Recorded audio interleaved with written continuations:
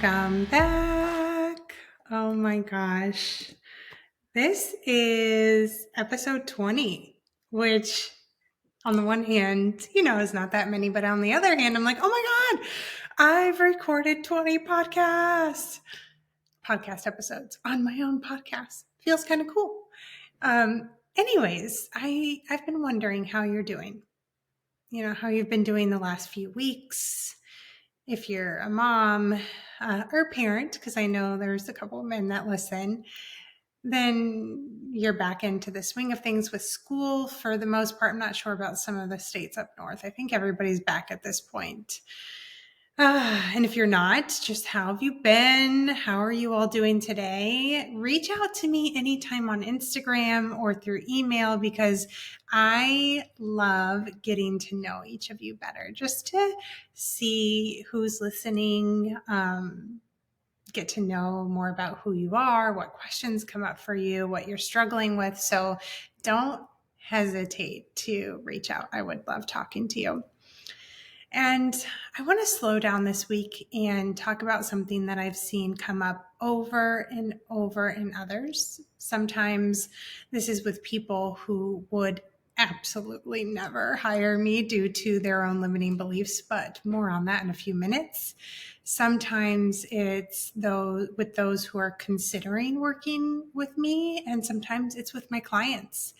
And it's actually one of the things that I've struggled with. I struggled to understand early on in my journey. And I just want to talk about it today and dive into it. But before I do, I figured I'd give you a quick life update in case you're curious and in case you can resonate with it or you find it relevant. So my oldest is about a month into kindergarten, and overall she's loving it. She can't wait to go every day, which I'm really happy with. I know that's not the case for all kids. She talks about her teacher a lot and her new friends a lot, and I can tell that she's learning, and I'm just loving witnessing all of the things that she's starting to master. But there's been an issue that keeps popping up, and I want to honor her privacy, so I don't want to talk too much about it. So hopefully I get this balance correct, just in her eyes, where I'm showing her respect, but also being real. And she's had four to be exact, massive meltdowns. And I'm not going to get into the details of that just for her own privacy. But massive to the extent where she hasn't lost it like this since she was 2, and it doesn't feel, I don't know, it doesn't feel good to, even from a mom perspective, because the story in my head is maybe the environment at school is a little too tough, maybe not as developmentally appropriate. And what I'm hoping is that over the next few weeks that it gets easier for her. But the story in my head is that she's controlling herself so much during the day to show up the exact way that she's supposed to, and then letting it all out at the end of the day. It's not every day. And I'm glad that I'm her safety and that she knows that she can. And it doesn't feel emotionally healthy to me either. So I've just been sitting with that, pondering what I can do, making a plan B in some ways, or thinking about making a plan B, because I want to put a limit on this. I don't want this to be her experience, for months on end, years on end. I don't know. So I'm not really asking for anything here. I just figured I'd share some real life-ish that we're currently experiencing. I had someone say to me a couple weeks ago that when she shared a struggle in her life, someone who responded, didn't get it because she doesn't have struggles. And the thing is that we all do. Now, we don't all have the same struggles, but nobody gets through life without struggles. And even if it looks good from the outside, that's not always the case. So we are in it together, and we're going through it together, and we've got this. So, all right, back to what I hinted at a couple minutes ago. First, I want to ask if you have ever seen a post or a quote that says something along the lines of the core of who you are, your true nature is love. Or close your eyes, imagine the best version of you possible. That's who you really are. Let go of any part of you that doesn't believe it. Or have you heard the quote, true belonging doesn't require you to change who you are, it requires you to be who you are.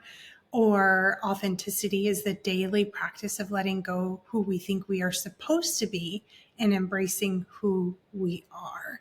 Have you seen those quotes? Have you heard them? What is your reaction to them? Have you sat with them and really pondered what the implications would be if you lived your life as if these statements were the truth? I want to be transparent with you. I remember seeing these statements prior to starting my inner work journey, and I absolutely didn't understand what they meant. I definitely had a thought, and I can't remember the exact thought, so I'm just going to kind of wing this, to be honest. But I had a thought like, no, you're wrong, or something like that would pop in my mind when sentiments like this would come across my news feed or in a book or something. And particularly like the third one listed, true belonging doesn't require you to change who you are. It requires you to be who you are. And the reason why I had this eye roll moment, this know you're wrong, is because I didn't understand who I was at my core. I thought I did. I thought I was clear on who I was at my core. So I wonder if that might be true for you too. Because the thing is what I saw were my flaws. All the things that I didn't like about myself, all the things that were bad or wrong or not perfect. And let me pause here. I saw positives too. There were lots of things I liked about myself. So I don't want you to be like, oh, I don't see that many things. No, I'm just saying that those were apparent to me, my flaws, the things I didn't like about myself, like the anxiety, the worry, the anger, the rage. And what I thought was that throughout life, I needed to keep those things at bay. And another way to think about that is I need to control it so that it's not seen, and I need to control the environment so that it's not triggered. And back then, I didn't know that I was trying to control myself and the environment. That's what I know now. So I was really just trying to constantly hide the broken and flawed parts of me, where maybe I would even pretend to think things or feel things that I didn't really think. And I talked about that in a previous episode about, what did I name that one? Good girl syndrome. That was in the title. Anyways, let's refocus. Okay. So I thought I was just trying to keep those things at bay, hide the broken parts, the flawed parts. And what I know now to be true is that those were the perceived broken and flawed parts. The things that you think are broken or flawed are not. Those are just your perceived feelings and insecurities. And when I saw something encouraging me, be who you are, be yourself, show up authentically, I resisted that because I thought those like not so shiny parts, again, the worry, the anxiety, the anger, the rage, I thought those were who I truly was. And on the flip side, that I should work to cover them up, to hide them, and to not let those parts be seen. Can you relate to that experience? Is that something that either now you're experiencing or previous version of you experienced. So how does this show up behaviorally for people? Well, in severe cases, someone might make fun of people for doing inner work. In more mild cases, someone might resist doing inner work in general, or maybe they'll do a bit, but not explore certain things. And in less mild cases, they might regularly just fear, what am I going to find? So they may block themselves from going deeper in one area or block themselves from going deeper across the board. So whether conscious or not, fear is present about what will happen if they open Pandora's box. And I get it, because these fears and worries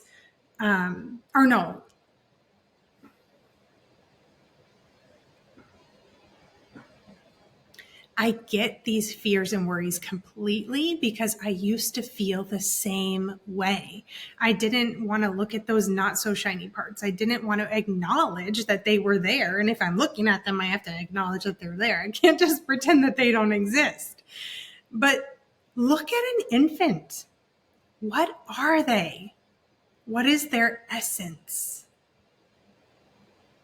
What popped in your mind when I asked that? I hope love and trust. They love fully, completely. They trust fully, completely. They kind of have to. And this really became apparent to me when I became a mother. In my infant daughter, there were no insecurities, there were no inhibitions, just pure love for herself and for everyone around her. And if we look at any infant, we know that infant is inherently worthy. They believe they're worthy, and we do too. There's nothing that they need to do to prove themselves. There's nothing that they need to do to hide, to change, to make different, or to be ashamed of. Nothing. So what happens? What happened between the time that you were born and now? And are you at your core suddenly different? No. You're not suddenly flawed. You're not suddenly broken. There's not suddenly something that you need to fix. And you might be like, well, yeah, Steph, it's not suddenly trauma. Hello. I get it. I get it. But trauma doesn't change who you are at your core. It doesn't change who you are at your core. So what are you? Love, just like you have always been. So why does this not feel true for a good portion of people on this planet? Because when you were learning about yourself and about how the world works, the higher level thinking portion of your brain, your prefrontal cortex, was not fully developed. And it's not fully developed until you're like 25. So what that means for you is, because you're human, you personalized things that were not personal at all. I'm going to give a couple examples about what I mean. Like if your parents couldn't stay calm, they couldn't stay regulated when you were crying, that could have been interpreted, and often is interpreted, as I shouldn't cry. If you were shut down when you talked a lot, that can often be interpreted as I shouldn't express my thoughts and feelings. If you were sent to your room when you were upset, that could be interpreted as, okay, expressing sadness means I'm at risk for being ignored or abandoned. Okay, so you and I, every human, puts meaning on every single situation that we encounter. And the problem is that very, very often, due to our underdeveloped brain in childhood, we put the incorrect meaning on situations and the incorrect meaning on people's behaviors. And then we come to accept that as truth. And because we've accepted it as truth, we operate our entire lives as if these experiences are true. And that's until we do the inner work to discover how much our current reality is simply a compilation of limiting beliefs. How's this landing with you? I wish I could hear a response back, because I know I just threw a lot out. Okay. So another way to say what I've said is, if, for instance, let's use one of the examples I gave. If you were sent to your room when you were upset, that didn't actually mean that if you're upset, all people will ignore or abandon you, which is very likely how children will interpret it, young children will interpret it. What it means really is that the parent or authority figure couldn't cope with you being upset, so they had to stop it. And it really has nothing to do with you. It's not personal, it's the other person. So that's what I mean, where we will put these meaning on situations and then accept that as our reality for the rest of our lives until we do the work to discover it's just a limiting belief that we made up literally with an underdeveloped brain. I hope your mind is blown right now if you've never thought about it like this. So again, I know I just threw out a lot. So if you have any questions at all, please do not hesitate to reach out. And if you can resonate with what I shared today, the key to break through these fears about yourselves that may be at the core that you're flawed, and how to shift into recognizing actually you are love. And if that sounds woo-woo, or you're like, oh yeah, okay, Steph, you are love. You are. So the key is mastering these three things: analyze data, activate choice, and absolute acceptance.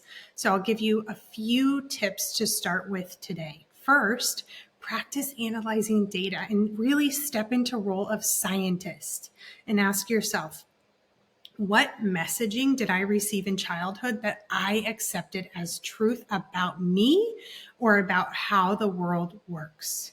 Second, practice activating choice and ask yourself if there is even a 1% chance that at my core, I am love and I am whole and none of my fears are actually true. What would I do differently? How would I behave? How would I start operating?